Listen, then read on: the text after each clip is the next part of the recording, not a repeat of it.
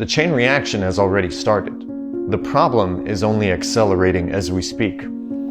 And it's interesting because after the COVID shock in 2020, inflation really started to accelerate fast. We all know that, we all experienced it, we all have seen it. But the Federal Reserve actually stepped in during that time, and they did what they usually do.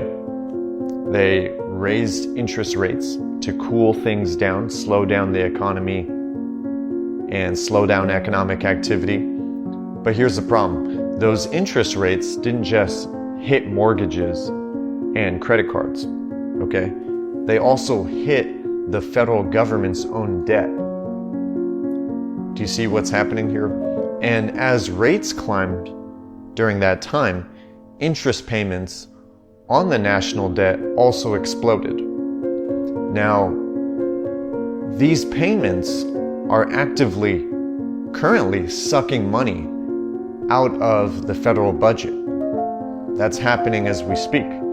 Money that basically could have gone to rebuild infrastructure in the economy, improve schools, support veterans, for example, maybe even help small businesses. Basically, that money could have gone back into the American economy. Okay, it could have been invested back into society and to make the American people, much happier and improve infrastructure in the country. And if the interest rates stay elevated for any length of time, for any reason, what happens is the problem only gets worse for the US government. And eventually that will ripple into the economy. And that's exactly why the US will likely be cutting rates very soon, even though they just decided to pause the other day. But they will cut soon because they have to. So think about it. What if the interest payments keep rising and the government can't pay?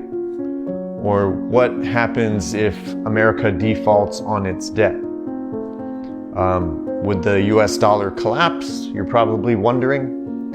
Would the world head in towards a global Great Depression 2.0? Well, I'm going to explain that right now. And this is just one way to look at it. So there's a few outcomes that could happen, very realistically. So first of all, right now, the interest on the national debt is already the second largest line item in the entire US budget. That's a fact.